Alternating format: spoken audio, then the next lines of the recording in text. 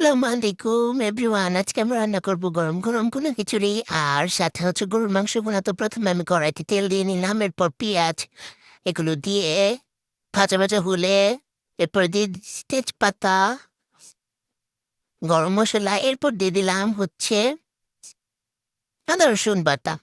তো আপনারা আপনাদের মতো দিয়ে নেবেন। তারপরে হলুদের গুঁড়ো, মরিচের গুঁড়ো, হলুদ মরিচ এগুলো গুঁড়ো দেওয়ার পর লবণ দিয়ে দিবেন, পরিমাণ মতো সবকিছু দিয়ে নেবেন। দিয়ে সুন্দর করে একটু পানি দিয়ে কষিয়ে নেবেন, ভালো মতো কষিয়ে নেবেন। পরিমাণ মতো পানি দিয়ে ভালো মতো কষিয়ে নেবেন। কষানো হয়ে গেলে, যখন দেখবেন কষানো হয়ে গেছে, তেলগুলো উপরে উঠে এসেছে, তখন আমরা মাংসগুলো দিয়ে দিব। গরুর মাংসগুলো আগে ধুয়ে রেখে ক্লিন করে রেখেছিলাম, এখন এগুলো সুন্দর করে দিয়ে দিচ্ছি। তারপর খুব সুন্দর করে লাড়চাড়া দিয়ে এগুলোকে আরো কতক্ষণ কষিয়ে নেব। ততক্ষণ অবধি কষাতে হবে যতক্ষণ অবধি তেলগুলো ভেসে না উঠে। তো এখানে আমরা কষাচ্ছি, নাড়াচাড়া শেষে আমরা ঢাকনা দিয়ে ঢেকে নিব। কিছুক্ষণ এভাবে ঢাকনা দিয়ে ঢেকে রাখার পর দেখবো যে কষানো হচ্ছে কিনা। কষানো হয়ে গেলে এরপর আমরা পানি দিয়ে দিব। দেখতেই পাচ্ছেন আমি এখানে পানি দিয়ে দিয়েছি। পানি দিয়ে দেওয়ার পর আবার ঢেকে দিয়েছি এবং আমরা চুলায় এটা বসিয়ে দিয়েছি চাল হওয়ার জন্য।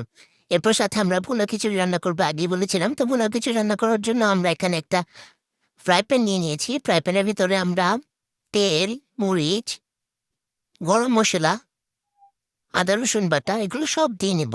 দিয়ে সুন্দর করে পেঁয়াজটা ভেজে নেব যতক্ষণ না পর্যন্ত পেঁয়াজটা ব্রাউন কালার হয়ে যাচ্ছে। যে দেখতেই পাচ্ছেন এখন আমি হলুদের গুঁড়া, মরিচের গুঁড়া, লবণ এগুলো দিয়ে নিচ্ছি।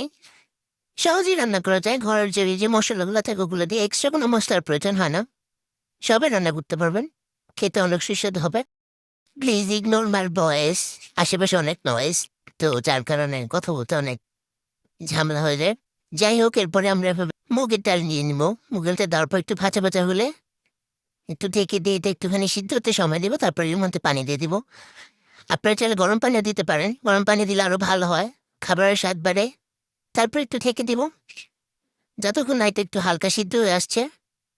যখন এটা সিদ্ধ হয়ে আসবে এরপর আমরা পোলার চাল দিয়ে দিব। আগেই ধুয়ে রেখেছিলাম, তো এখন পোলার চালগুলো দিয়ে দিলাম। পোলার চাল দেওয়ার পর এটা আমরা একটু ভালোভাবে মিক্স করে নেব। মিক্স করার পর এরপর আমরা এটার মধ্যে পানি দিয়ে দিব। পানি দিয়ে সুন্দর করে ঢেকে দিব। তারপরে কিছুক্ষণ জন্য ওয়েট করবো। আপনার চ্যানেল রিলসও দেখতে পারেন। আমি তো এরকমই মোবাইল টিপে আবার রান্নাও করি। যাই হোক, তারপরে যখন এটা হয়ে আসবে তখন নামিয়ে ফেলবো। চেক করে যে দেখবেন সবগুলো সিদ্ধ হয়ে গেছে, দেন নামিয়ে ফেলবেন। এরপরে পাশের চুলায় যে গরুর মাংসটা ছিল ওটা প্রায় অলমোস্ট শেষ। ওটা রান্না শেষ, এই জন্য রান্না শেষ করার আগে একটু জিরার ফাঁকি দিয়ে দেবেন, তাহলে অনেক সুন্দর একটা স্মেল আসবে। তারপর একটুখানি রেখে না আর নাড়াচাড়া দিয়ে যখন পানিটা একটু টেনে আসবে, মাখামাখা হয়ে যাবে ঝোলটা, তখন নামিয়ে ফেলবো। এটা আমাদের রান্না শেষ। ভালো লাগলে অবশ্যই সাবস্ক্রাইব করে দিবেন।